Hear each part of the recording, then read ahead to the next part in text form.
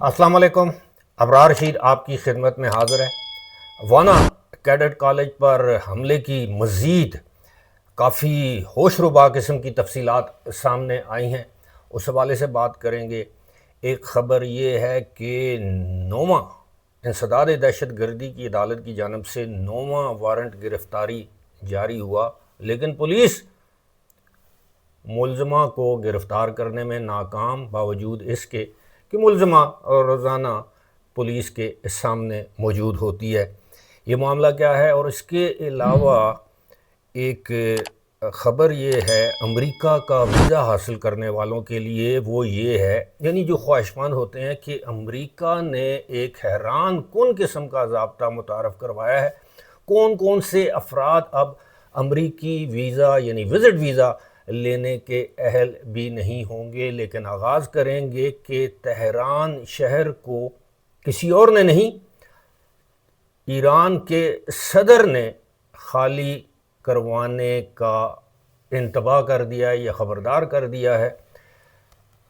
ख़बर यह है कि तेहरान बल्कि ईरान जो है वो खुश्क साली का शिकार है, और गुज़श्ता साल या इस साल ईरान में जो आम तौर पर जो बारिशें होती हैं वो 40% कम हुई हैं, और बाज़ इलाक़ों में 80% तक बारिशें कम हुई हैं। और ईरान के सदर मसूद पज़ेश्कियान ने ख़बरदार किया है कि अगर तेहरान या गिरदोनवा में बारिशें ना हुई तो 2 हफ़्तों के दौरान पानी का ज़ख़ीरा ख़त्म हो जाएगा, राशनिंग करनी पड़ेगी, और उसके बाद तेहरान को खाली करवाने का हुक्म दे दिया जाएगा। ये बहुत तशवीशनाक बात है, और हमें भी इससे सबक लेना चाहिए कि किस तरह हमारे पास जो पानी दस्तयाब भी है हम उसको किस तरह ज़ाया करते हैं, गाड़ियाँ धोकर, छिड़काव करके, या अगर 1 बाल्टी पानी हमें दरकार है तो हम 10 बाल्टियाँ जो हैं वो इस्तेमाल करते हैं। ये एक लम्हा फ़िक्रिया है हमारे पाकिस्तानी भाइयों के लिए, बहनों के लिए। इसके अलावा हम बात करेंगे अलीमा खानम, जो इमरान खान की हमशीरा हैं। 26 नवंबर गुज़श्ता साल का जो केस है इंसदाद दहशत गर्दी की रावलपिंडी की अदालत में ज़ेर समाअत है, वो आज भी उनके वकला और वो पेश नहीं हुए, और आज भी इंसदाद दहशत गर्दी अदालत के जज अमजद अली शाह ने उनके 9वीं मरतबा वारंट गिरफ़्तारी जारी किए हैं। गुज़श्ता 2 माह से ये सिलसिला जारी है। वो किसी पेशी पर हाज़िर नहीं होती, ना उनके वकला हाज़िर होते हैं। बावजूद अब ये भी आप देखिए कि कानून किस कदर हमारे मुल्क में, अगर आप किसी को गिरफ़्तार करना चाहें तो MPO के तहत वैसे गिरफ़्तार कर लेते हैं, उठा लेते हैं, लेकिन अगर किसी को गिरफ़्तार ना करना चाहें तो अदालत वारंट पे वारंट जारी करे, आप उसको गिरफ़्तार नहीं करते। कौन नहीं जानता कि अलीमा खान जो हैं वो हर दूसरे रोज़ अडयाला जेल के बाहर होती हैं।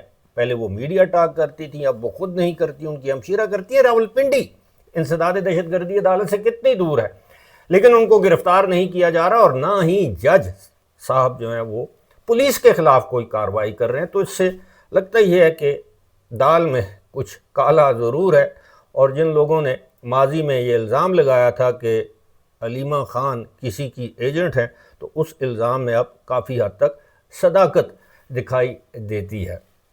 ईरान भी हो गया, अलीमा खानम भी हो गई। पहले बात करते हैं अमेरिका वाले वीज़े की बात करें। अमेरिका वाले वीज़े की बात करते हैं। अमेरिका का जो वीज़ा है, जो विज़िटर वीज़ा या टूरिस्ट वीज़ा जिसे हम कहते हैं, उस हवाले से अमेरिकी गवर्नमेंट ने एक मरासला या ख़त जारी किया है। दुनिया भर में अपने सफारत खानों और कौंसलेट्स को वो ख़त जारी किया है, और इस नए मरासले के तहत अब वो लोग अमरीकी वीज़ा हासिल करने के अहल नहीं होंगे जो मोटापे का शिकार हैं, जिनको ज़ियाबितस है, यानी जिसको हम डायबिटीज़ या शुगर कहते हैं, और जिन्हें कोई दिमागी बीमारी है, डिप्रेशन भी हो सकता है, कोई और दिमागी बीमारी हो सकती है। इन 3 बीमारियों के हामिल अफराद जो हैं उनको वीज़ा नहीं दिया जाएगा। तो इससे मुराद ये है कि जब आप अप्लाई करेंगे तो एक तो वीज़ा ऑफिसर आपको देखेगा, अगर आप मोटे हैं, फरबा हैं, तो वो आपको वीज़ा रिफ्यूज़ कर देगा। کیونکہ امریکی خود بہت بڑی تعداد میں موٹاپے کا شکار ہیں، اور دوسرا یہ ہے کہ وہ ڈائبٹیز کا ٹیسٹ کریں گے، ممکن ہے وہ ٹیسٹ ایمبیسی یا کونسلیٹ کے اندر اسی وقت، آپ آج کل تو چھوٹے سے وہ گیجٹ سا آتا ہے، پرک کرتے ہیں تو وہ پتہ چل جاتا ہے کہ شوگر لیول کیا ہے، وہ ہو، یا اپنی کوئی مختص شدہ لیبارٹری سے کہیں گے کہ جی آپ یہاں پہ نہار منہ جو ہے وہ بلڈ ٹیسٹ دے کر جو ٹیسٹ رپورٹ ساتھ لے کر آئیں تاکہ پتہ چلے کہ آپ کو ذیابیطس یا ڈائبٹیز تو نہیں۔ پاکستان میں اس دن بھی آپ کے ساتھ ذکر کیا تھا ایک ویڈیو میں، پاکستان میں تو کہتے ہیں کہ دنیا میں سب سے زیادہ جو شوگر کے مریض ہیں وہ پاکستان میں ہیں، پوری دنیا میں۔ اب آپ اندازہ کہ پاکستان نمبر 1 ہے، کس وجہ سے؟ شوگر کے مرض کی وجہ سے۔ یہ میں نہیں کہہ رہا، یہ عالمی ماہرین کہہ رہے ہیں، یہ اسٹڈی کہہ رہی ہے۔ ساتھ ہی ساتھ یہ بھی کہا گیا ہے کہ جن لوگوں کو کینسر ہے اور جن لوگوں کو دل کا عارضہ لاحق ہے، یعنی کوئی دل کی بیماری ہے، آج کل کس کو نہیں ہے دل کی بیماری؟ کسی نہ کسی حوالے سے لوگ دل گرفتہ ہیں، دل ٹوٹا ہوا ہے، دل ڈیمیجڈ ہے، دل بڑھا ہوا ہے، دل چھوٹا ہوا ہے، وال بند ہیں، وال کھلے ہوئے ہیں، کچھ نہ کچھ تو ہے۔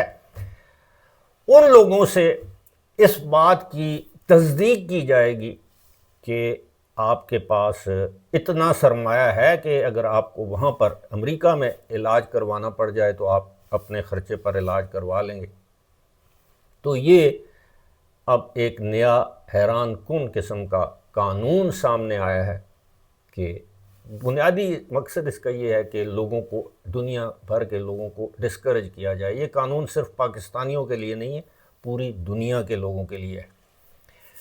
اب بات کریں گے جو وانا میں جو حملہ کیا گیا ہے، خود جو وہاں کے جو 627 کے قریب کوئی اسٹوڈنٹس اور ٹیچرز کو، کوئی 550 کے قریب تعداد تھی اسٹوڈنٹس کی، ان کو یرغمال بنانے کی یا خدا نخواستہ ان کو قتل کرنے کی، بالکل اسی طرح جس طرح آرمی پبلک سکول پشاور میں کیا گیا تھا۔ اور یہ بھی دیکھیں کہ یہ ہمارے سیکیورٹی فورسز کا کمال ہے کہ انہوں نے اپنی جان پر کھیل کر 2 ہمارے سیکیورٹی فورسز کے اہلکار شہید ہوئے، لیکن تمام کے تمام جو وہاں پر طلبہ تھے یا اساتذہ تھے یا دیگر سٹاف کے جو لوگ تھے، ان کو بحفاظت، کسی کو خراش تک نہیں آئی، ان کو باہر نکلا۔ یہ بہت بڑی بات ہے، اور میں نے اس دن بھی کہا تھا کہ آبویسلی ان والدین پر وہ 2 دن کیا گزری ہوگی جن کے بچے وہاں پہ محصور تھے اس کالج میں، عمارت میں۔ لیکن اس کے حوالے سے خبر، یہ اطلاعات، اور سیکیورٹی ایجنسیز کے پاس وہ باقاعدہ آڈیو ریکارڈنگ ہے جس میں ایک خارجی دہشت گرد وہ دوسرے کو ہدایات دے رہا ہے، ایک کا نام حمید بتایا جاتا ہے، دوسرے کا نام زاہد، اور وہ ہدایات دے رہا ہے اور یہ بھی کہہ رہا ہے کہ آپ اگر یہاں پہ اکیلے رہ گئے ہیں تو یہاں سے نکلیں ورنہ یہ آپ کو پکڑ لیں گے۔ اور اس کی ذمہ داری بظاہر ایک غیر معروف سی ایک تنظیم جو ہے وہ جیش الہند، اس نے قبول کی ہے۔